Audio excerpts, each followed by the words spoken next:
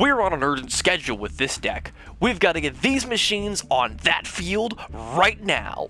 Welcome to the Linksys Festival. Hello folks, I'm the Ghost of Knife and welcome back to more Yu-Gi-Oh! Master Duel, and today, as you saw in the intro, we are playing in the Link and XYZ Festival. Now, I haven't had a chance to play a lot of Yu-Gi-Oh! Lately. My life has been incredibly hectic. I'm in the middle of trying to get a new place to live right now, so I haven't had a lot of time to do fun things. But I got on Master Duel looking for a little bit of content. I heard that the Live Twin cards got some new alt arts, and I was going to try to pull for them.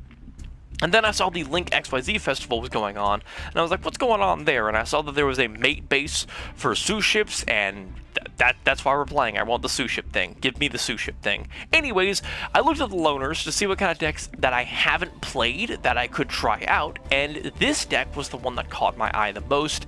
It is an Infinitrack deck. Now, more specifically, it is an Earth Machine deck. If you don't know, there's an archetype of decks called Earth Machine, because there are just so many different machines that are also Earth type that just have a bunch of synergy with one another, and they can special summon one another to make all sorts of crazy monsters. The big monsters in particular are the Super Dreadnought cards, which would be Super Dreadnought Rail Cannon Gustav Max, Super Dreadnought Rail Cannon Super Dora, and the Super Dreadnought Rail Cannon Juggernaut Lieb. These are really big and powerful cards. But on top of this, we're also playing the Infinitrack cards, which is a bunch of Earth machines that specialize in getting out a bunch of level 5s that can go into 7s and 9s, and eventually lead you into the Infinitrack Fortress Megaclops. A big, powerful, and hard to deal with monster, and it is super cool. We don't ever get some value out of this, but we do get plenty of value out of the Juggernaut and Lieb and some other nonsense. It's a really silly deck that can have all sorts of lines of play. And before we get into our games, I'm gonna go ahead and say I don't know this deck that well. I probably made a lot of play mistakes, and I'd love to hear your opinions on what I could have done better with this deck, and also, like, if this deck is something the community is interested in. I am mildly curious how good this deck could be, because I kind of like the Infinitrack cards. I think Heavy Forward's pretty cool. I think their actual XYZ monsters are kind of funny, and I'm a fan of Megaclops. So, with that said, let's get right into the games and see how I did with this deck in the festival. Alright, here we are in our first game. Our opponent is going first, and just based off of their board, I have a sneaking suspicion we're going to be playing Trap Tricks, which is a deck that I'm mildly interested in trying out for the festival, especially the Tricks deck, but we're getting ahead of ourselves. Our opponent's going first. They might not be on. Well, there's Arachnacampa. There's Sarah. Pretty nice setup, and Parallel Exceed. This is a terrifying card for us to deal with because it allows them to go straight into Rafflesia, so I'm going to immediately Infinite Impermanence this to stop Rafflesia from happening. I do not want it happening. We're going to negate the effects of Parallel Exceed, which turns it back into a level 8 with 2000 attack and defense, which is perfect because they can't really do anything with Parallel Exceed now. They're going to go ahead and use Trap Trick Sarah's effect when I use my Impermanence to summon a Pudica, which is going to, and then they're going to activate the Trap Trip Garden from hand to give them a little bit of protection. I guess they thought they could still go into Rafflesia with Exceed. I guess they didn't see what level Exceed was now, which is perfect. It means we stopped our opponent to the best of our abilities. We're going to have to do a little bit of work in order to try to walk over both Sarah and Pudica, but I think if I get lucky with my draws, maybe I can. We draw into a Revolving Switchyard. This is not a great card. Personally, I'd really like to not have this card, but maybe we can do some work with this. The first thing I want to do is I want to go ahead and use Forbidden Droplet, discard the Mechana Citadel to go ahead and negate Sarah's effects. I do not want her getting more value on this turn. Plus, if I can walk into it and I play my cards right, maybe I can OTK from this position. Still, we're going to go ahead and discard the Citadel because it has effects in the graveyard. If I face up Earth Machine I control is destroyed by battle or card effect, I can special summon this, and then as a quick effect, I can pop my opponent's entire board with this.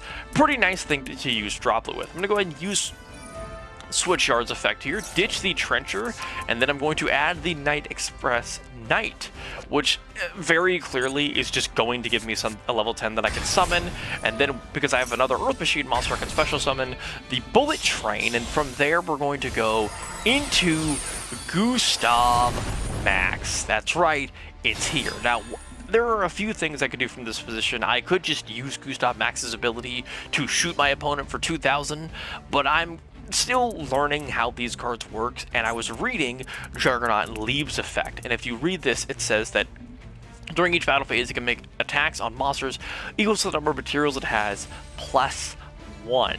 So I don't know how many attacks I can get with this card at this time. I'm thinking it's not enough to OTK my opponent, but I do want it to have as many materials as possible, which is why I do not use Gustav Max's ability here.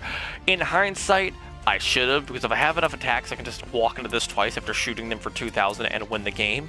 But again, I'm still learning how the deck works. I could have OTK'd here, but I'm just going to say that it doesn't go that well. So I'm going to go ahead and sub the Juggernaut leave. I could also, from this position, detach a material, have it gain 2,000 attack and defense, but it's the only thing that can attack, and could have attacked this twice with a 6,000 attack monster and OTK'd my opponent. But again, I'm still not familiar with how these cards work, so I missed 2 different OTK scenarios with this deck, but it's fine. I'm going to go ahead and walk over the Sarah. Trap Crone's going to protect it from the first attack. We're going to go ahead and destroy it. I'm going to go ahead and attack into Pudica, and as you can see, I can attack 4 times because I have 3 materials on it. Again, this just goes to show you, if I would have gotten rid of my Knight Express Knight, I could have given this enough attack to just win the game on the spot. Or if I would have shot them with Gustav Max, I could have won the game on the spot. It's little things like that that can go a really long way. It's fine though, because we have a gigantic monster. I'm going to go ahead and use its effect here. This looks weird, especially because I'm going into Zeus. I know what you're thinking. Why did you get rid of a material if you're just gonna go into Zeus? Because I'm getting rid of the bullet train, and if it's in the graveyard because it was sent there this turn, I can target a machine in my graveyard, except the bullet train, and add it back to my hand. I'm gonna try to recur this trencher to my hand and get some value out of it. So we're gonna end on a Zeus that can wipe my opponent's entire board, which is pretty powerful, and go ahead and get the trencher for a little bit of extension next turn. Hopefully, there's not a lot I can do left with the shipyard. They're gonna go ahead and use the Garden's effect to re-special summon Pudica to banish my Zeus. I'm going to go ahead and use Zeus's ability here, get rid of all their cards, stop them from making too many plays, hope that they just don't really have anything else going on. Pudica's going to banish Zeus until the my standby phase, which allows them to go into Talents. Yes, they were baiting with Talents, whatever they draw to. It's another Garden, which sucks. They're going to go ahead and activate Holtea, ditching one of their trap holes, going into Sarah. Can they go any further from here? They can do 800 to me, but it looks like they can't. So what's going to happen here is we're going to have a little bit of a situation. Pudica's going to bring back Zeus. However, they're going to banish Holtea from the graveyard to special summon Pudica again to stop Zeus from killing them, which is going to activate their Sarah, which allows them to grab any trap, but because they've already activated Holtea, they have to grab something they can't use this turn, which is just, we're going to go into heavy forward. And all I really have to do is just go into Harvester, activate Harvester's effect, grab the Brutal Dozer, tribute Harvester to Brutal Dozer, and just get 2 5s on the board.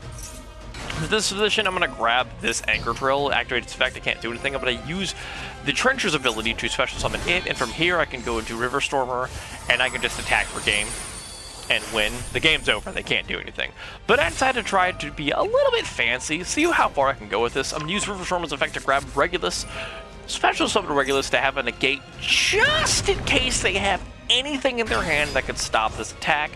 And then from there, I'm like, you know what? I'm going to use Heavy Forward's effect, put it on River Stormer. I'm going to use Trencher's effect to bring back the Anchor Drills, just to see what I can do with this. I try and see if there's anything funny I can do from here. Maybe I can use Anchor Drill to get to like level 10 with Regulus if I'm not reading them correctly. Now I have 2 level 12 machine monsters. I was just going to attack from here because I literally can't go any further, but my opponents decided they've had enough of me showing off, and they decide to leave. And that is how you school trap tricks on how their deck works. With a deck, you have no idea how it works. I almost completely forgot to record this. Let's go ahead and go into our turn 1 here against our opponent. We're going to activate the Knight Express Knight, activate Bullet Train, and my hand isn't that great. There's not much I can do.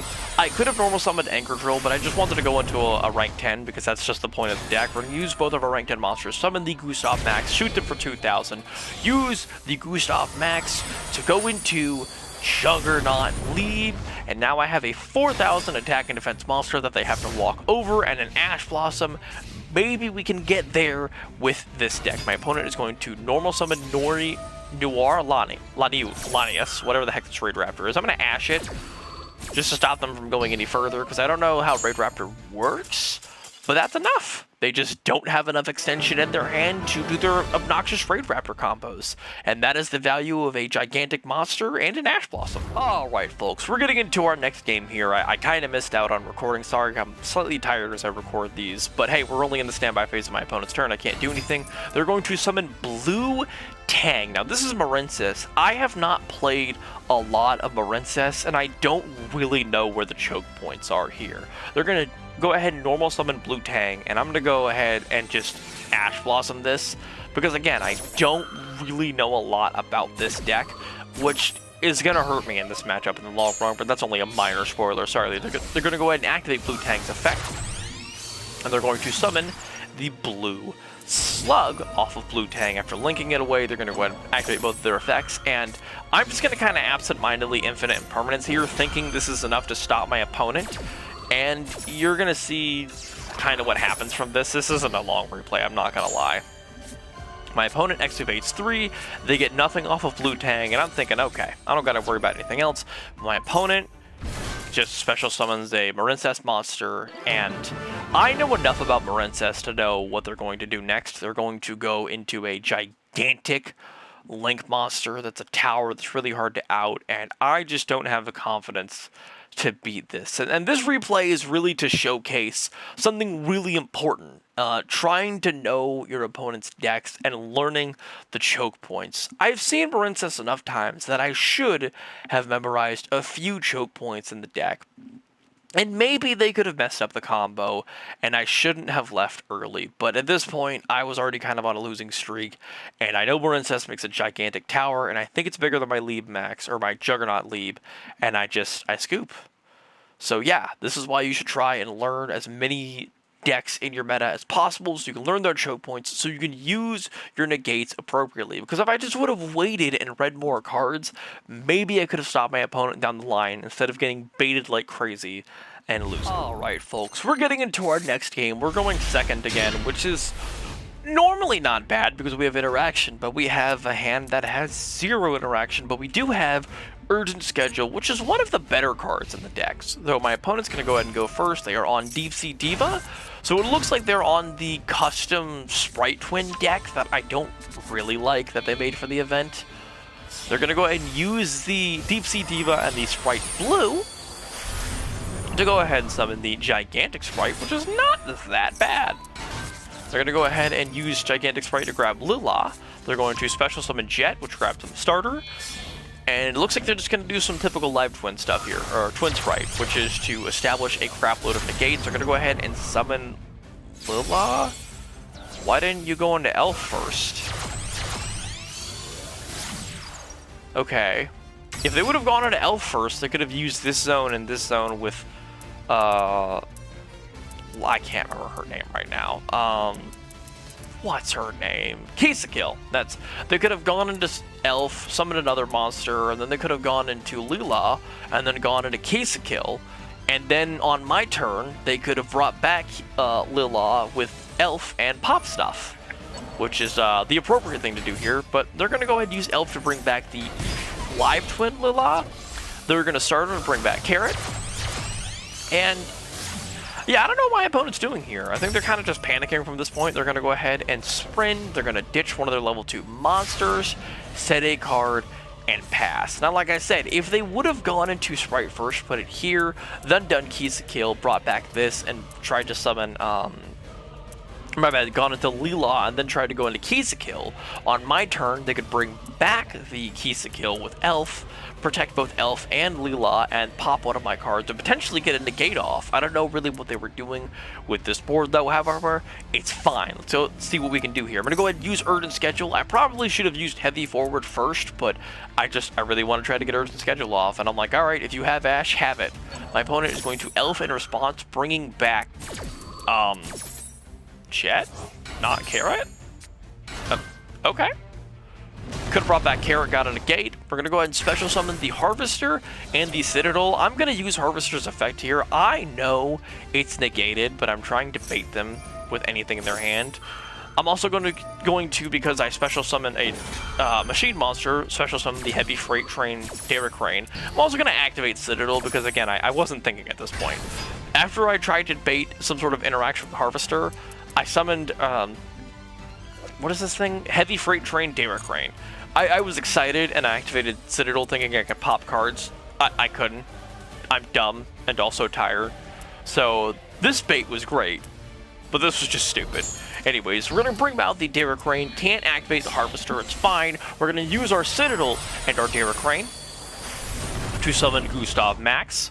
We're going to pew-pew my opponent right in the face for 2,000, and then I'm going to activate Heavy Forward, grabbing the Bulldozer, and then from here I'm going to do what a Harvester would do anyways, which is tribute the Harvester with Bulldozer, use Bulldozer to get another 5, and from here we're going to go into the River Stormer. Now, I have no clue where to go from here. I know that you use Harvester to get Dozer and a 5 to do River Stormer. I just don't know what you do after that. It's kind of vague, but it's fine. Maybe I can... Oh. You know, I think it's ironic. I quit before my opponent could combo because I thought that they have it, and I just assumed. They quit because they thought I had it and assumed, when the reality is, I had no idea what I was doing. Alright, folks, this is going to be our last game here, and oh boy, is this one a bit of a doozy. As you can see, I went first because I was like, okay, I want to try out the going first and see what you can do with Earth Machines, but I drew the most go second hand that does nothing ever. So I'm like, I set an imperm, or play the Outrigger, set an imperm, pass, put my cards on the table. I am Earth Machines. What are you going to do about it? My opponent summons Napalm Dragonius, activates the effect, sets 1, and passes. That's it. That's all they do. Okay. We draw into Regulus. This is not a usable Yu-Gi-Oh card in this situation. And this is kind of the problem with Infinitracks, or at least this deck. It has a lot of bricks. And I do mean a lot. And it wasn't uncommon to have hands that I couldn't do anything with. So with that said, let's pass and hope my opponent doesn't kill me on the spot. They're going to go ahead, activate their effect. They're going to normal summon another Raid Raptor, and then link summon into Y-Strix. Now, I don't know a lot about Raid Raptors, but I know this card is unbearable. This card is a great extender and enabler and does way too many things for this deck. So I'm just going to go ahead and I'm going to imperm it. I know enough about the card to know that maybe it's worth an imperm in this situation. So I'm just going to imperm it and hope they can't really do anything from here. So no special summon for you. So they go straight into battle, hit me for 14, and end their turn. Anything useful would be nice. We draw into an Ash Blossom. So from here I'm just going to Raigeki because I don't want them to have Y-Strix. Nope, no thank you. That's too much. Pass the turn because I can't do anything. But hey, maybe Ash Blossom gets us there. My opponent sets 1 and does nothing. So I don't know if we both just really bricked or my opponent's trying to be as nice as possible. But hey, we drew into Harvester. We now have playable cards in our hand. I'm going to use Harvester's effect. Special summon Derrick Crane using its effect for normal summoning a Harvester. Get my level 10. Grab my Brutal Dozer. From here, we're going to go ahead and use Brutal Dozer, ditch the Harvester, play Brutal Dozer, activate its effect, grab the Trencher from deck. I'm going to activate Regulus using the Harvester to just give me a negate.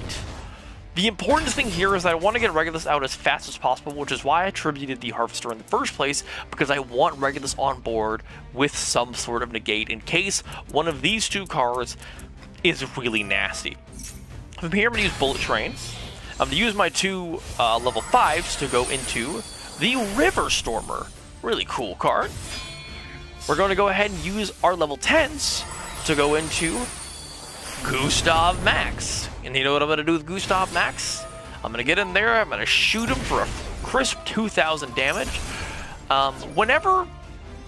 Now, this is really cool, an interaction I didn't know about. So whenever you send Derrick Crane to the graveyard for an XYZ monster's effect. Like if you detach it as material, you can target one of your opponent's cards and just destroy it.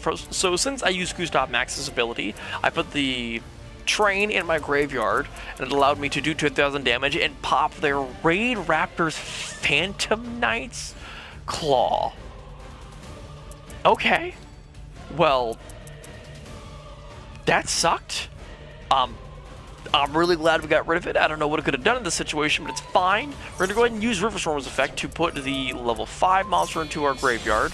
And then we're going to go ahead and use the Outrigger extension to rank up the Riverstormer into the Mountain Smasher, hoping I can get something out of this. I'm going to go ahead and give it a bunch of extra attack, putting the Trencher in my graveyard, using Trencher to go ahead and special summon the Crane.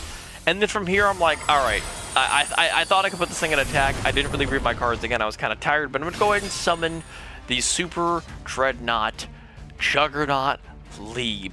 Now, theoretically, I should be able to attack them like 3 times with this thing and in the game, but I'm not gonna lie, for some reason it didn't work. My opponent is going to Mirror Force. This is why we grabbed Regulus, because I absolutely needed a negate. As you can see, we're going to negate Mirror Force, get that nonsense out of here. We're going to attack with the Juggernaut Leeb, and for some reason I couldn't attack again with it. This game was played before the other Juggernaut Leeb game, which is why I questioned how this thing's attack worked, because in this game I couldn't do another attack with it. But it's fine, I'm just going to attack with Mountain Smasher for game. And that is how you run people over with your Infinitracks. With those games, I think we've harvested enough content with the Infinitrack loader deck for the XYZ Endlink Festival. My thoughts on the deck is it's very okay. I can see why people like the deck. Going from Harvester into Dozer into Stormer is super fun. I think Heavy Forward into Harvester is a super consistent and powerful line of play, and Urgent Schedule is an absolutely awesome card that I want to get more use out of, because I really enjoyed this card. I thought it was super cool. However, I do think that this version of the deck was super bricky. There are literally there's 11 cards in the deck that you can't really do anything without one of these cards, or your Heavy Forward or your Urgent Schedule, which did make the deck really bricky, and those bricks really cost me a lot of the games that I played, or at least in my opinion, they cost me a lot of games. But if you want to see this deck on the channel and you have a better deck list, because I am interested in the Infinitrack version of Earth Machines specifically, then go ahead and leave a comment down below. I'd love to give this deck a second chance. It is low enough rarity that I think I could just get a lot of value out of it and just do some really fun and silly things with the cards available to me. Anyways, thank you for tuning in, folks. I've been the Ghost with Knife, and I will see you at the next episode of Yu-Gi-Oh! Master Duel. Now do me a favor and get the hell out of here.